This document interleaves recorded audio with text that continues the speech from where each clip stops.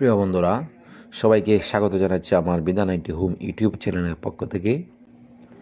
প্রিয় বন্ধুরা, সরকারি কর্মকর্তাদের জন্য প্রস্তাবিত নতুন পে স্কেল বা বেতন কাঠামো সুপারিশ বাস্তবায়নের বিষয়ে আজ 5 এপ্রিল মাননীয় অর্থমন্ত্রী মাননীয় প্রধানমন্ত্রীর সাথে আলোচনায় বসবেন।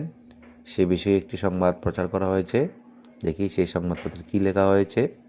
খবরটি প্রকাশিত হয়েছে, দেখেন 11:11 5 এপ্রিল 2026 এবং সময়ে অনলাইন যে নিউজ পোর্টাল রয়েছে সেই পোর্টালে। এবং দেখেন, পে স্কেল ইস্যুতে প্রধানমন্ত্রীর সঙ্গে অর্থমন্ত্রীর বৈঠক আজ। এবার দেখেন কি লিখেছে।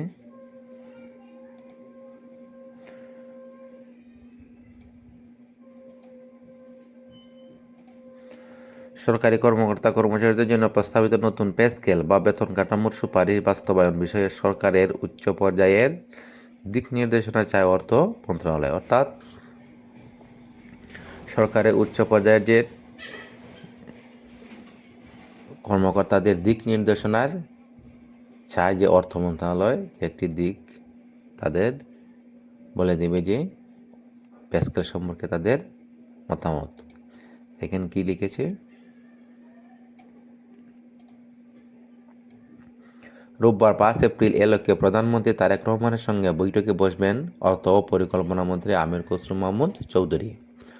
বৈঠকটি প্রধানমন্ত্রীর কার্যালয়ে অনুষ্ঠিত হবে। সেখানে অর্থ সচিব ডক্টর মোহাম্মদ খায়রুজ্জামানের মজুমদার সহ প্রধানমন্ত্রীর কার্যালয় ও সরকারের অন্যান্য ঊর্ধ্বতন কর্মকর্তারা উপস্থিত থাকবেন, অর্থ মন্ত্রণালয় সূত্রে তথ্য জানা গেছে।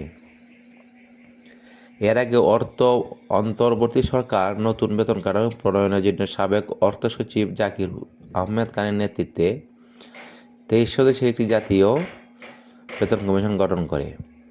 গত 22 জানুয়ারি কমিশন সরকারি কর্মচারীদের বেতন ও ভাতা 100 থেকে 140% পর্যন্ত বাড়ানোর সুপারিশ করে। এতে সর্বনিম্ন ধাপে বেতন 8,250 টাকা থেকে 20,000 টাকা এবং সর্বোচ্চ ধাপে 78,000 থেকে 1,60,000 টাকা নির্ধারণের প্রস্তাব রাখা হয়। কমিশন প্রধান জাকির আহমেদ খান প্রতিবেদনের জন্য জমা দেওয়ার সময় জানিয়েছিলেন, সুপারিশ বাস্তবায়নের জন্য প্রায় 1,60,000 কোটি টাকা অতিরিক্ত ব্যয় প্রয়োজন হবে। বর্তমান সরকারি কর্মচারী ও পেনশনভোগীর জন্য সরকারের মোট ব্যয় প্রায় 1,31,000 কোটি টাকা। অর্থ বিভাগের তথ্য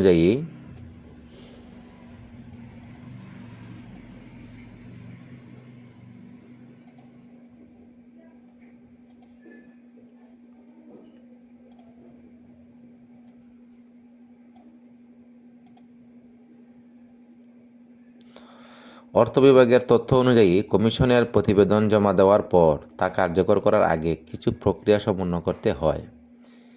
এর অংশ হিসেবে গত 8 ফেব্রুয়ারি মন্ত্রিপরিষদ সচিবকে প্রদান করে 9 সদস্যের একটি পর্যালোচনা কমিটি গঠন করা হয়। এই কমিটি জাতীয় বেতন commission 2025, Bangladesh judicial service pay commission 2025 এবং সশস্ত্র বাহিনী বেতন কমিটি 2025-এর প্রতিবেদন যাচাই বাছাই করে সরকারের কাছে সুপারিশ জমা দেবে।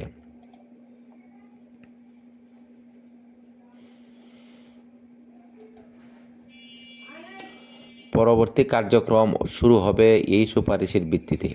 তবে 12 ফেব্রুয়ারি জাতীয় নির্বাচনের পর নতুন সরকার গঠন করার কারণে রাজনৈতিক পরিস্থিতি পরিবর্তিত হওয়ায় পর্যালোচনা কমিটি এখনও কাজ শুরু করতে পারেনি।